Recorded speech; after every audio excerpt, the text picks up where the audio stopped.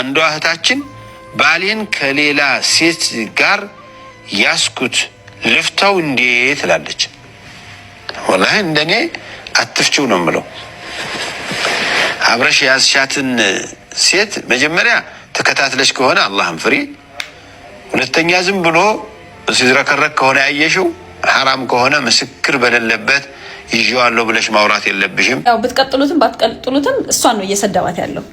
ቺት የተደረገባትን ሚስት ማለት ነው የሚሰድባት። በመጨረሻ ላይ የሚሰጣትን ምክር በቃ አብረሽ ቆይ፣ ጉብዝና ማለት ያ ነው። በቃ የጎበዝ ሚስት የሚታወቀው ቺት ተደርጎባት ስትቆይ ነው። ድም እንዳልኩት የሃይማኖት ተቋማትና የሃይማኖት መሪዎች የክርስትናውም የእስልምናውም የሴቶች ጠላት እንደሆኑ ኦሬዲ ከዚህ በፊት በጣም ብዙ የሚያሳዩ እውነታዎችን አቅርቤላቸዋለሁ። አንድ ጥያቄ ሰሞኑን በማህበራዊ ሚዲያ ላይ ትንሽ አቧራ የቀሰቀሰ ጥያቄ እንዳለ ተነግሮኛል።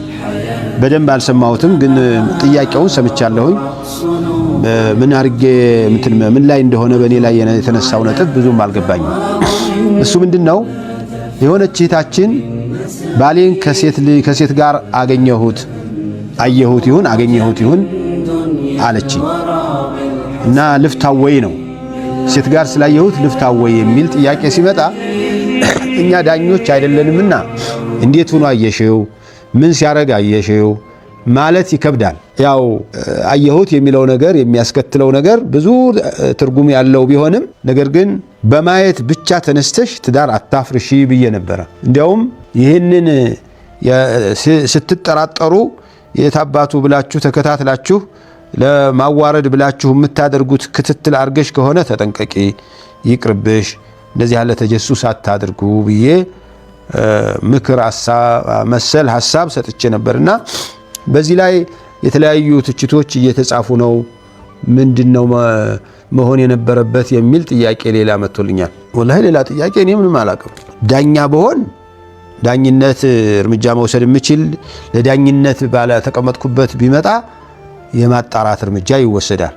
ማንም ሰው በዚህ ቦታ ላይ ወንድና ሴት ግንኙነት ሲያደርጉ አየሁኝ ካለ ዝም ብለው አብረው አየኋቸው፣ ሲቅሙ አየኋቸው፣ ሲጠጡ አየኋቸው፣ ሲበሉ አየኋቸው፣ ሲሳሳቁ አየኋቸው፣ ይሄ ሩቅ ነው።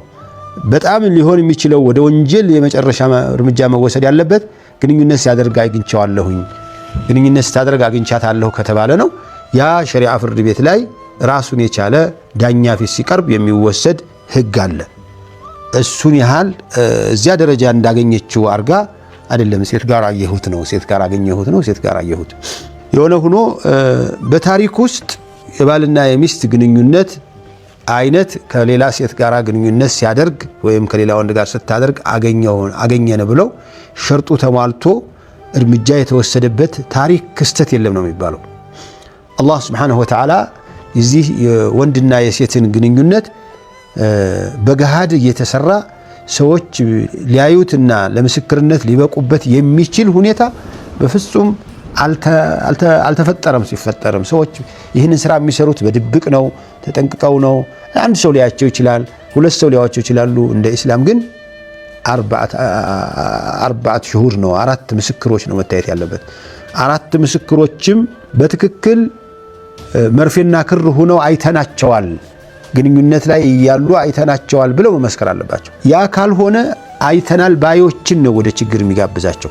በእስላም ታሪክ ውስጥ እርምጃ የተወሰደባቸው ህጉ የተተገበረባቸው ሰዎች በራሳቸው መተው አርገናል ፈጽመናልና አጽዱን ወንጀል ውስጥ ገብተናል ብለው በማመናቸው ነው። እና ይሄንን ደግሞ ማስፈጸም የሚችለው እንደኔ እዚህ ጥያቄና መልስ የሚሰጥ ሰው ወይም አስተማሪ ሰው አይደለም። በዳኝነት ስልጣን የተሰጠው በእስላም ሀገር ውስጥ ይሄ ህግ የሚተገበርበት ቦታ ላይ ነው። ለዚህ እኔ ጋር ልጅቱን ወይ ሴትዮዋን አትፍቺው ለዚህ ብለሽ አየሁት ብለሽ በማየት ብቻ በዚህ መልኩ ራስሽን ትዳርሽን እንዳታፈርሺ በራስሽ አብራ ያለችው የሥራ ባልደረባው ትሆናለች፣ ጓደኛው ትሆናለች፣ ሌላም ዘመዱም ልትሆን ትችላለች። አየሁት የሚለው ነገር ዝም ብሎ ሜዳ ላይ ማየት ከሆነ የግንኙነት ከሆነ እንደኛ እንዲህ ያለውን ሰው አስመክሮ ተውበት የሚያደርግ ከሆነ እንድትወብት አድርጎ ትዳር መቀጠል ይቻላል። ነብዩ አለይሂ ሰላቱ ወሰለም አይሻ በታሙባቸው ጊዜ እናታቸው ቤት እንዲሄዱ ፈቅደውላቸው እዚያ ትንሽ እንደቆዩ አንድ ቀን መጥተው ይላሉ አይሻ አርገሽው ከሆነ አሏቸው። አርገሽው ከሆነ ወደ አላህ ይቅርታ ጠይቂ አሏቸው። ፈትቼሻለሁ ምናምን አላሉ። አርገሽው ከሆነ ፈትቼሻለሁ ነበር መባል የነበረበት። አሁን ለሷ ለምን ፍቺው አላልሽም የሚሉ ሰዎች ካሉ ፍቺው ለምን አላልካትም ብለው የሚያሙኝ ካሉ እኔ ነብዩ አለይሂ ሰላቱ ወሰለም አይሻን እንደዚህ ተፈጽመሽው ከሆነ ወደ አላህ ተመለሽ፣ እስትግፋር አድርጊ። ሰውየው እንዲህ አድርጎ ከሆነ እስትግፋር አድርግ፣ ተውበት አድርግ፣ ተመለስ ነው የምንለው እና ትዳርክን ቀጥል ነው መባል ያለበት። እሷ እንኳንስ ይህን ያህል ዝሙት ላይ አግኝታው አይደለም በትንሽ ነገርም ትዳር ላፍርስ ብላ ከተነሳች ማንም አያስቀራትም። የዚህ የፍቺ ምክንያት ሊሆን ይችላል ወይ ነው ከተጠየቀ በኋላ ነው። ከተረጋገጠ በኋላም ትቶብታለህ ትመለሳለህ ወይስ በዚህ ጥፋት ትቀጥላለህ ተብሎ ከተጠየቀ በኋላ ማይመለስ ማይታረም ከሆነ ምን ይደረጋል? መቼስ ዝሙተኛ ጋራ በተለይ አሁኑ ደግሞ በሽታውን በስቷል። በየሄደበት የሚሄድ ከሆነ ለበሽታውም ሲባል ይፈታል እንዲህ ያለ ወንድ። ከዚያ ውጭ ግን እኔ የት ላይ እንደተሳሳትኩ ራሱ አልገባኝም። ምን ማለት ነበረብኝ? በሴት ጋራ አየሁት የሚል እርግጠኛ ነኝ ግንኙነት ላይ ላይደርስ ይችላል ይህ አየሁት የሚለው ነገር። እሷም በግልጽ እንደዚህ ያለችኝ አይመስለኝም፣ አላስታውሰውም።